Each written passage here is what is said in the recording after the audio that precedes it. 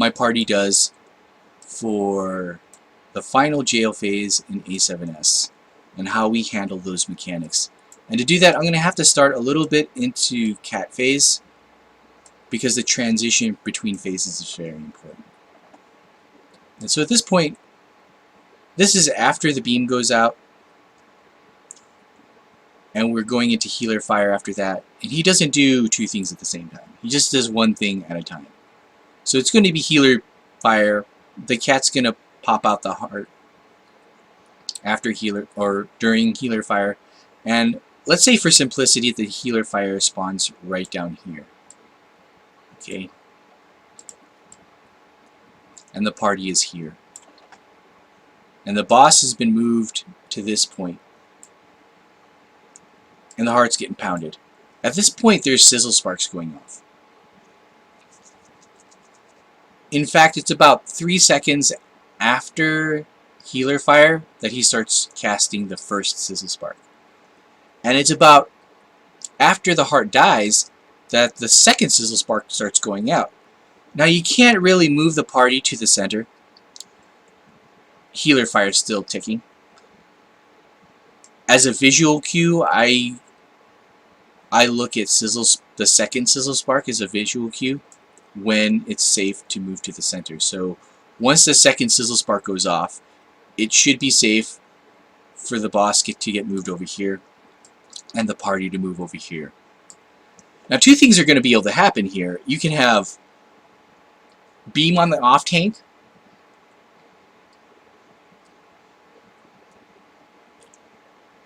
I'm going too far ahead. There's a third sizzle spark that goes off. And then two things can happen. Beam on the off tank or double bombs. One on the healer, one on a melee DPS. It's been confirmed that the bomb is always going to be a melee DPS and it's always going to be a healer. What I'm concerned about is running party mechanics through this. It's safer to always assume that it's going to be bomb. RNG is going to make sure that 90% of the time it's going to be beam, but you want to expect bomb. You don't want to be caught off guard by expecting beam and then, oh, it's bomb, and then you don't know what to do. So it's safer to always assume that bomb might be going out and you'll be doing those mechanics. And to do those mechanics, let's call this melee DPS. And this person is going to splinter off from the party and he's going to run along the side here. Now, it's up to your party. You can have him run the other way.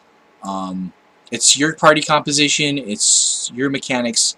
You can decide what's easier for you to do, whether you want the DPS to run this way or you want them to run the other way. My party has them run along this way on the left hand side, and the healer runs over here. Now usually the healer is still here in the middle from healer fire, so it's possible for the healer to just go over here into the corner.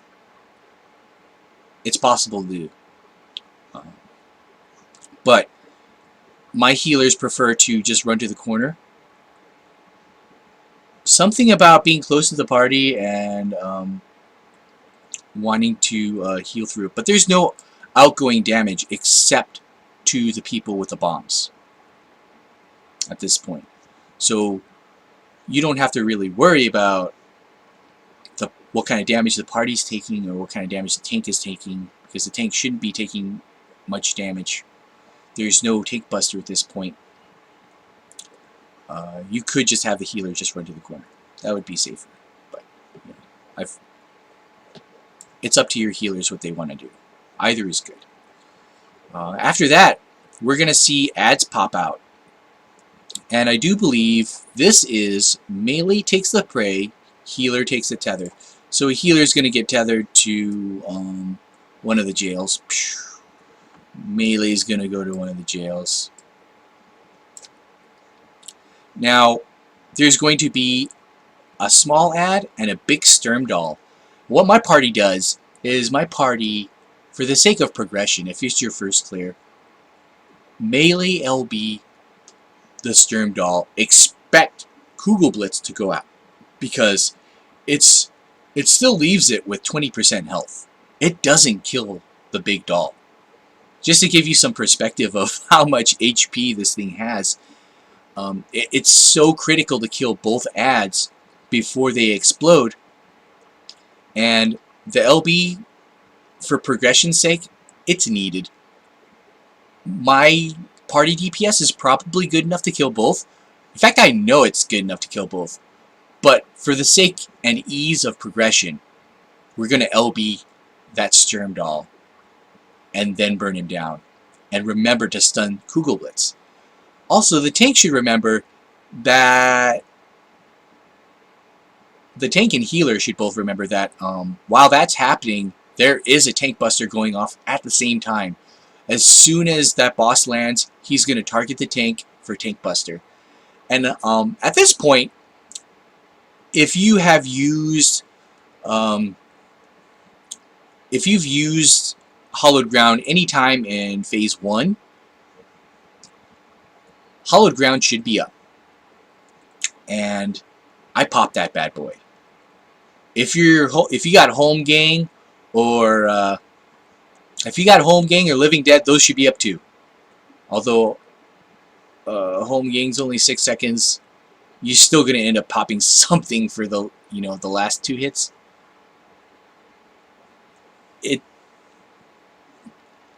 I guess that takes more skill to manage that, but you can pop your oh shit button, and that's how I recommend handling that Uplander Doom. After that, Bob's your uncle. This phase is over. I do believe there is one Sizzle Spark that goes out after, and then no, there's no Sizzle Spark. No Sizzle Spark at all. It goes straight into Beam. So he should be taking the hopefully at this point you're taking the boss in the edge and you could just take the beam outward. Now what I like about this is there's no lightning down on the tank at this time. The tank could be in melee stance. You could be in your DPS stance and take that beam. It's fine because you've got no lightning down. You've got a ton of HP to handle that with. So after that, jail phase comes out. What's the jail? It is caster and tank. So tank's taking the prey, caster's taking the tether.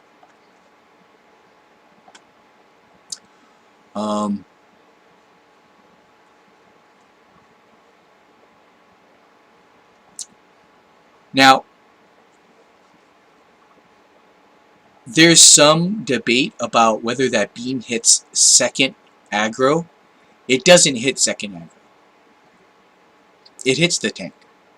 It hits the off tank. The tank with the least amount of aggro. So that tank is going to go into a jail with zzz ticking on him. It still shouldn't be a problem, especially for a warrior. Even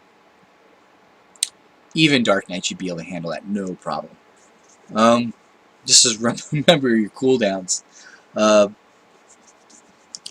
There are 2 ads that the main tank is going to have to worry about. And now there's 2 ways to handle these ads. It's going to require some aggro manipulation, but it's important that the tank has aggro on both these ads, or somebody, or a range DPS. Because if the healer has aggro, it's going to interrupt his casts. He won't be able to maintain heals on the party, which is really important during this stage. Because if DPS has aggro, they're going to have to kill a padlock. Okay, so the boss is actually going to drop somebody over here, and then fly back over here onto the. And I recommend being close to the padlock so you can. So the boss drops right here close to the party. But if a DPS has aggro on an ad and he's on those spikes trying to kill the padlock, those ads will hit for about between 8 and 12k, and forget about it. If he crits, that that DPS is going to get one shot.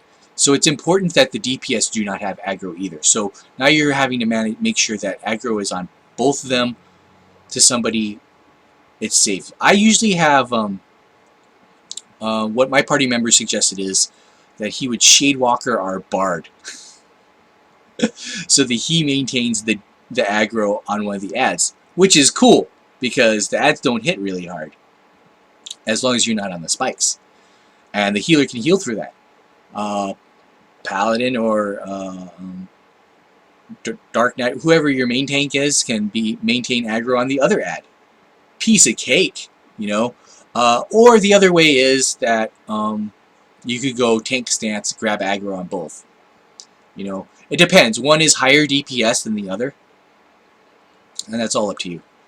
Now, another thing to worry about is after the boss drops off the guy into the jail, and you start killing the party starts killing the padlock. The boss is going to fly over here, and he's going to land. Now, as soon as he lands, he's going to start casting Sizzle Spark. It's about a 4-second cast. But if your DPS is slow, they're going to get caught in the spikes with the padlock with Sizzle Spark, and they're all going to die. So it's important that you DPS that padlock fast. Get off that pad, and get off those spikes as soon as possible, because Sizzle Spark is coming. Right after that Sizzle Spark comes the healer beam. It's always going to be a healer. Okay? There needs to be mitigation for this. I'm talking like Virus, Adloquium, Divine Veil, whatever you got. This healer is going to be taking the beam with 1 stack of lightning vulnerability on him. And to make matters worse, after the beam is another Sizzle Spark. And that's usually what kills that healer, is that Sizzle Spark after the beam. And if he dies, we're talking damage up to the boss. And after that, Bob's your uncle. That's the end of the fight. And there you go.